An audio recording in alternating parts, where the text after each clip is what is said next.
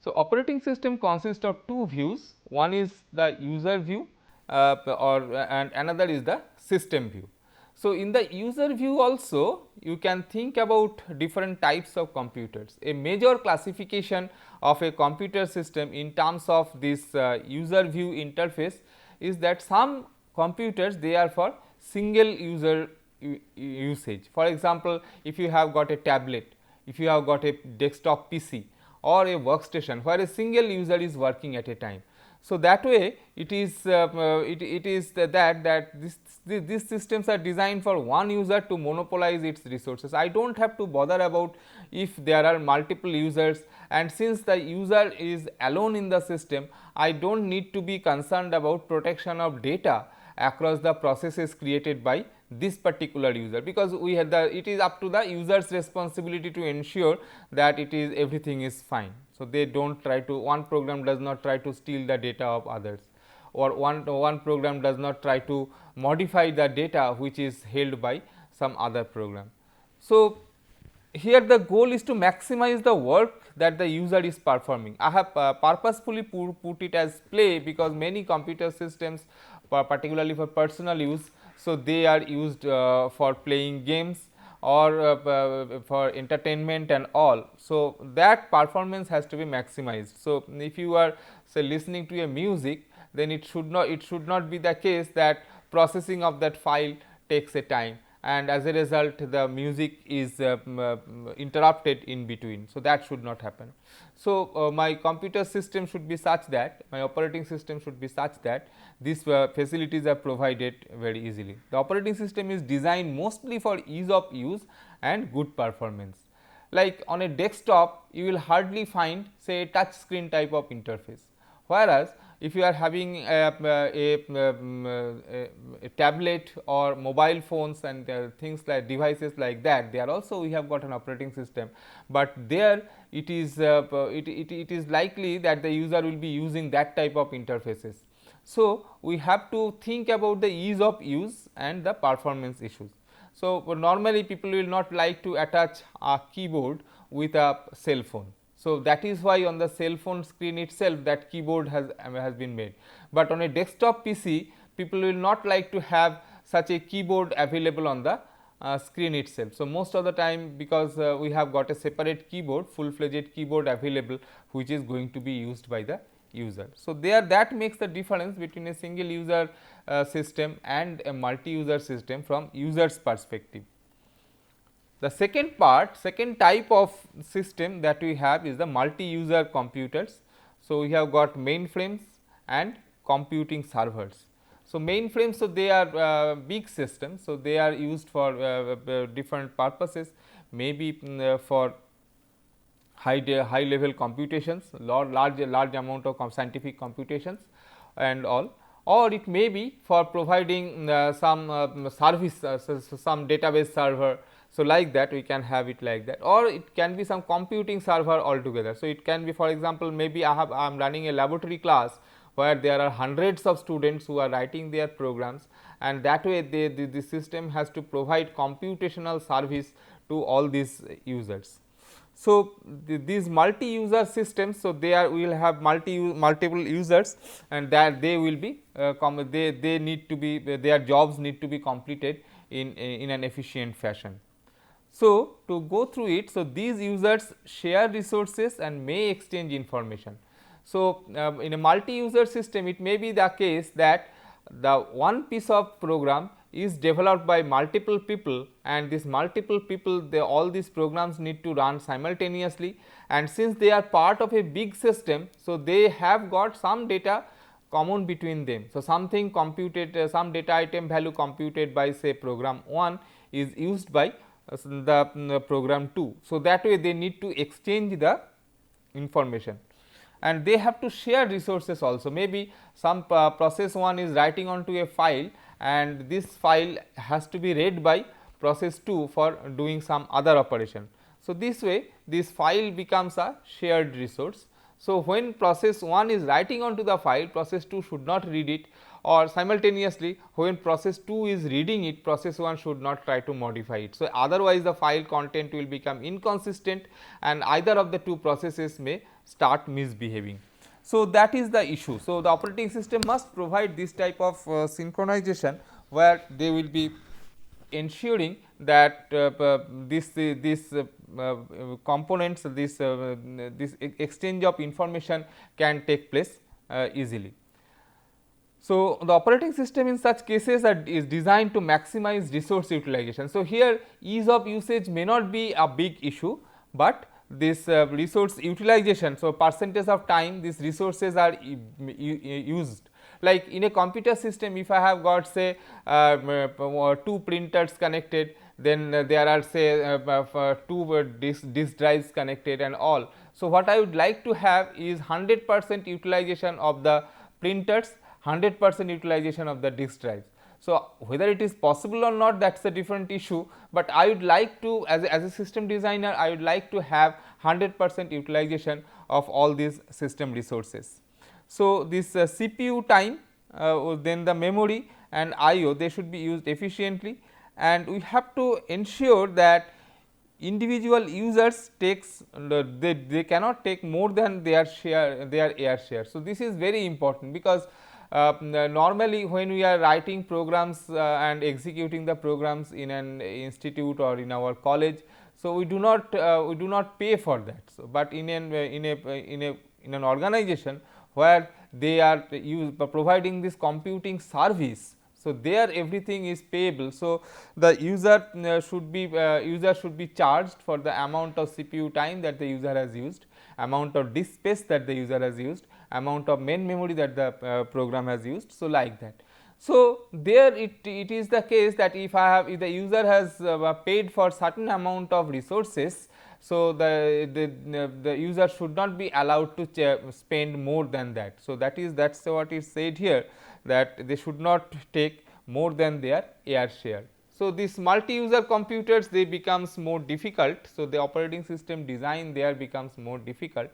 So, we will try to see how this can be taken care of in the operating system design. Handheld computers. So, this is another class of user view of computers. As I said, the smartphones and tablets, and as I said that they have generally have a touch screen, which is not available in other other computer systems that we have looked into, like desktop or servers like that. These systems are resource poor. So, they do not have very large amount of memory. So, now if you are using a cell phone, then we have got some memory in the range of GB only, gigabyte, 32 GB or 128 GB, so like that, but we cannot have very large amount of storage. Okay. So, that makes it difficult for storing large amount of data. So, of course, so what you should do is that periodically you should upload the data to some place where we have got huge amount of huge space available, but the operations are optimized for usability and battery life. This is very important. So, if for doing some computation your battery, that the energy that is taken is very high, then the battery will drain out very soon. So, the web browser that we have in a desktop system and the web browser that we have in a mobile phone, so they should not be of same capability, because the amount of computation that is needed for doing this thing on a cell phone, they should be substantially low compared to that in a general computer system. Or if you are trying to do some computational jobs, so they are normally not put into these handheld computers, because of the reason that the amount of power needed will be more. So, as a result the battery will drain out. So, the handheld devices, they are optimized towards this web browsing and things like that. So, we can we should be making phone calls and all. So, very simple type of operations, and there the battery life becomes a very important issue. Then we have got embedded computers. So, embedded computers, so now everywhere that you see any device, big mechanical or electrical device that you see, so many of them have got some computing platform within computing resource or computing machine within that. For example, when you are driving a car, there are a large number of processors which are inside the car. So, which is actually controlling the operation, like this braking system, then the fuel injection system, this power window, power steering, then this environment control AC. So, like that all these things are taken care of by the processors that we have within the car. Now, apparently as a user of the car, so we do not see all those processors. Okay. So, they are just hidden. So, we just see a few steering wheels and buttons here and there to press, and that way the car moves, but we do not understand that. Similarly, if you look into a washing machine, then it has got a number of sensors and actuators and processors which are actually doing the computation to control different phases of the operation, like how much water should be taken, what is the temperature level, accordingly how many turn the clothes be made and all that. So, how much time this spin dry should work. So, this way we can have there also we have got computer inside, but it is dedicated to some particular work. So, this they do not have interfaces that we have in general computer systems, but they have got interfaces like say numeric keypad and some indicator lights here and there that can show the status. So, the operating systems that we have there, so they are designed primarily to run without user intervention. So, the user's view of the system changes, though in all the cases starting from your desktop computer to the mainframes to this handheld cell phones to these embedded computers like refrigerator, freeze and refrigerator, washing machine, AC and all that. So, everywhere you see, or car, so everywhere you see some processor is there and some operating system is there, but their goals are different and the view of the system is different. Okay. So, nobody will like to do some computation on the embedded computer that we have in a car. So, that way it changes. Now, from the system viewpoint, the operating system is the program most intimately involved with the hardware, because they are directly talking to the underlying hardware. So, from computer point of view, so this is the point. So, as a system designer, so we have to see like how can I talk to the operating system, how can I talk to the underlying hardware, and how can I provide the services to the user, and those services are ultimately done by the underlying hardware. So, I have to tell the hardware to do certain things in certain fashion, and I should be able to give those commands in a proper way. So, in this way, as from a systems perspective, an operating system is a resource allocator. So, it manages all resources, it has to manage all the resources, and it has to decide between conflicting requests for efficient and fair resource use. So, this is very important, because I have got multiple processes, particularly in multi-user system. So, we have got multiple user processes and they are requesting for system resources, and I have to make sure that they are not given simultaneously. If the resource depending on the type of resource, for some of the resources like printer, I cannot give it simultaneously to more than one process. Whereas, if you look into some other type of resource, for example, the screen. So, normally the screen is divided into a few windows and multiple user programs, so they can be made to run on different windows. Okay. Or even if it is the same window, so it really does not matter if different programs they write onto the same window, maybe because of this writing onto the same window only. So, the effect of the overall application comes out. So, that way, so in some cases we are required to allow simultaneous access, some cases we should prevent this simultaneous access. In some cases it is possible that the resource was given to the process, but we can take it back.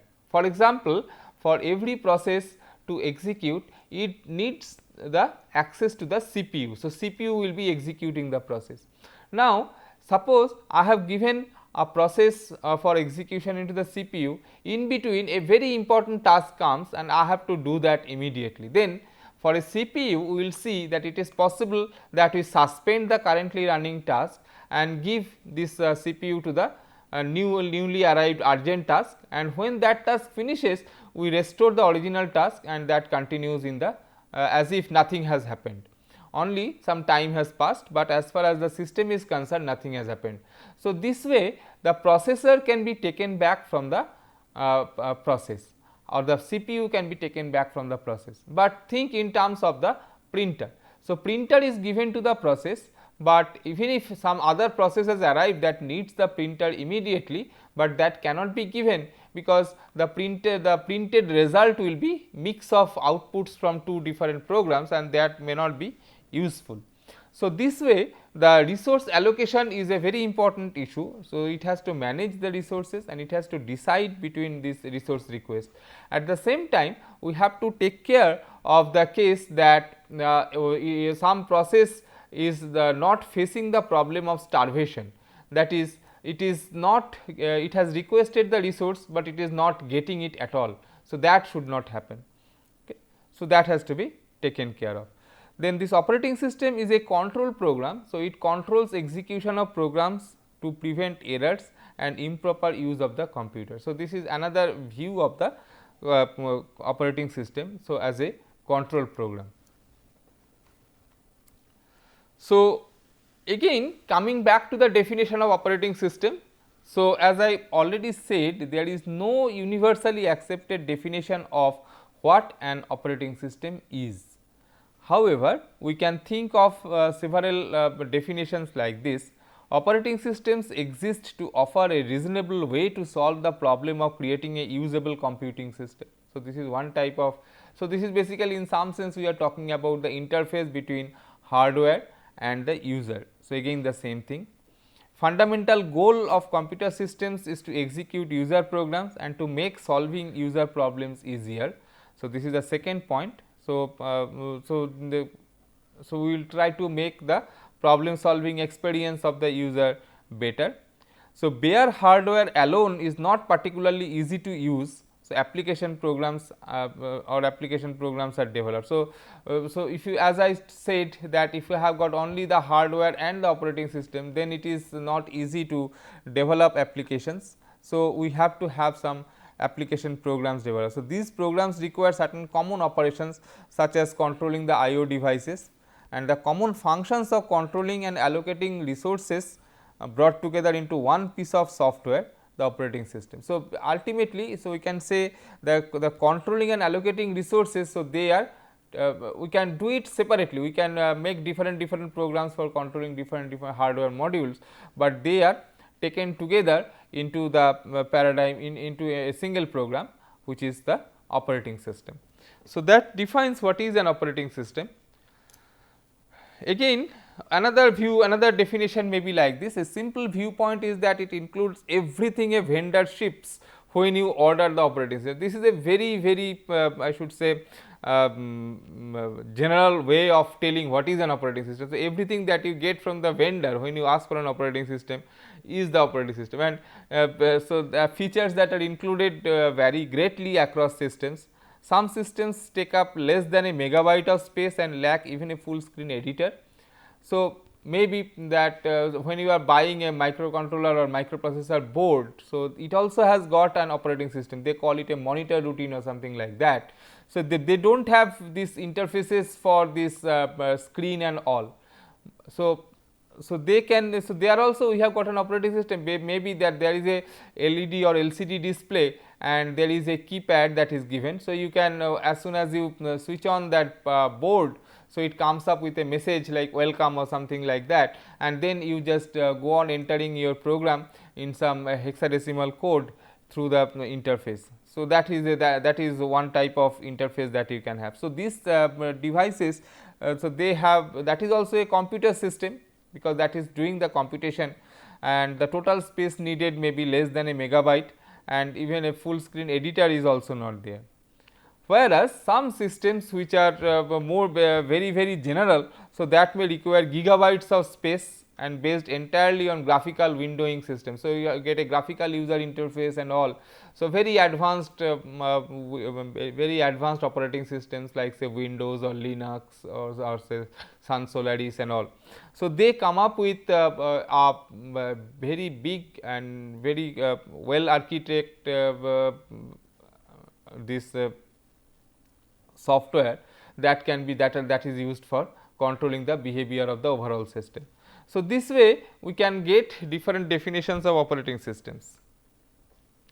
A more common definition and the one that we usually follow is that the operating system is the one program running at all times on the computer, usually called the kernel. So, we will say that operating system is something that is always running in the system. So, whenever you are asking for some service from the system, so you have to send a request to the operating system. For example, I want to execute a program. So, I have to tell the operating system, see, I want to execute this particular program. So, what the operating system will do, in turn it will create an environment in terms of this memory space, in terms of IO devices and in terms of the CPU time, and then once it is created, it will transfer the control to the to my program. Okay. And when my program finishes, it becomes the responsibility that the control is given back to the operating system. So, while writing programs, so we do not take into consideration all these things, but what these compiler designers do is that they depending on the system onto which you are putting your program, for which you are developing your program. So, it uses calls available in the operating system, so that you can get control from the operating system, or you can transfer control to the operating system. So, while starting the program, the operating system we request the operating system to get control from it, and while ending the program, we should have appropriate code in my program which will be giving the control back to the operating system. So, something is always running at the background. So, that we call the kernel. So, along with the kernel, there are two other types of programs that will be running. One is called system programs. These are associated with operating system, but are not necessarily part of the kernel, and there are application programs which include all programs not associated with the operation of the system. So, apart from the basic operating system that talks to the hardware, get the jobs done by the underlying hardware. So, there are some other programs which are used which actually helps the user to develop application programs. So, these are like the database, these are like the compilers, like the linkers, and so they are actually called the system programs or system software. And you can, in some sense, you can say that operating system is also part of this system software, but what we are talking about is these programs. So, we are excluding operating system because we are that is a big piece, and these other software. So, they actually take help of the operating system to get their job done. As I already said, the compiler, to get control of the CPU, so it has to use some call from the operating system.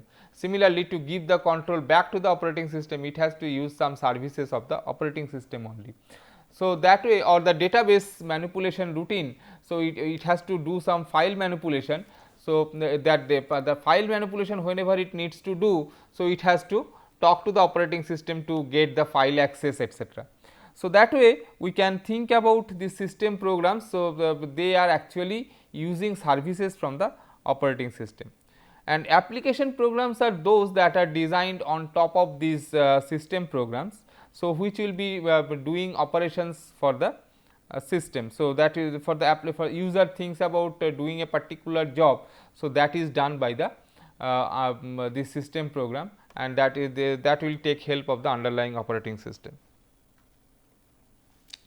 So, the emergence of mobile devices, so they have resulted in an increase in the number of features that constitute an operating system. So, the many features have been added, like say sending short messages or SMS.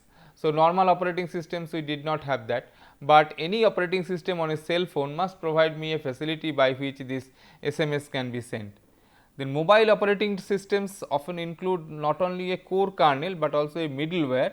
a set of software frameworks that provide additional services to application developers. So, as I said that some extra thing that are provided by which the application developers they can develop their piece of software. For example, each of the two most prominent mobile operating systems, Apple's iOS and Google's Android, they feature a core kernel along with a middleware that support database, multimedia, graphics, many more are there. These are just a few. So, on top of the basic operating system or the kernel operating system, there are some middleware that can talk to the operating system services and make the development of application on those systems easy. So, how did this computer systems evolve? So, started with the basic hardware and the users. So, initial computer systems, as I said that the basic hardware, so it will understand the meaning of electrical signals. So, these electrical signals the users can give to the hardware and the hardware will respond to that. So, that way it can continue. So, these users and hardware, so they were the first two components in a computer system. Then came the operating system and the users are talking to the operating system. So, to get the services from the hardware, users are talking to the operating system and accordingly the users are getting the job done by the hardware through the operating system. Then comes the application developments. So, users start developing applications and those applications are taking help of the operating system and to get the job done. And finally, came the intermediaries like the database system or many other the compilers and all. So, those things were being developed and they made the life of the user even more simple, because they have got now another layer on top of the operating system by which they can talk to the underlying operating system and underlying hardware. So, that makes it very easy. And so, how many such levels are there at this point? So, between these applications and this operating system, how many layers are there? So, that is now a big question, and many a day, so we develop one piece of software and using that software we develop another software. So, as we are increasing this level, so or this levels of indirection, so that way that as an end user of the system the life is becoming simple, but so and that way those systems are evolving. So, the life of the system life of the user is becoming easy. So, user can very easily develop some application. For example, say this Java. So, Java, if you write a program in Java, then that can be ported to any system, and so we do not need the compilers, and also we have we have got interpreters available and they will be doing the job. But the problem is that so there is some machine that comes in between, or so some software that comes in between that can interpret this Java code and get it executed by the underlying operating system or the underlying hardware. So, that way it is not a machine code. Okay. Unlike that, so like a C code, compiled C code, so that is directly a machine code and that can be given directly to the hardware. So, this availability of the intermediary software, so they are helping me, like if you are porting a program written in Java to another system, so it is very simple. So, you just take the byte code and take it there. Whereas, in case of compiler, so a compiled version of the program for system 1 cannot be easily ported to system 2 if the underlying processor is different. So, what you need to do is that you need to compile the program again at the second platform and develop the machine code there for execution. So, this way the evolution is taking place and it is a continuous process. So, layers after layers are getting added and that way the system is operating. So, in fact, you can think of it as if we have got a situation where we have got this basic hardware, and on top of that we have started developing the layers. So, OS is a layer, then some another layer, then some another layer. So, as a user of the system, so user can talk to this layer directly or can talk to this layer, or the user can talk to the this layer, or the user can directly talk to the hardware. So, everything is possible. So, the if you are trying to get maximum from the system, then you should talk directly to the hardware. If you are but talking to the hardware is difficult because you have to send electrical signals. So if you want to be slightly higher level, then you can talk to the operating system. Then even in that case you need to know the details and services provided by the operating system, so that makes it difficult. So you can go slightly higher level. At this level we have got some application softwares, and this application software they are specific for particular job, and maybe that makes the software development job easy. Then you have got another layer of application software, so that uses the features available at this layer to develop some facilities at this point. And again, so as a user, so I can use this application layer and develop my software. So this way we can think about adding layers after layers to the basic hardware, over and above the basic hardware, to make the life of the user easier and easier.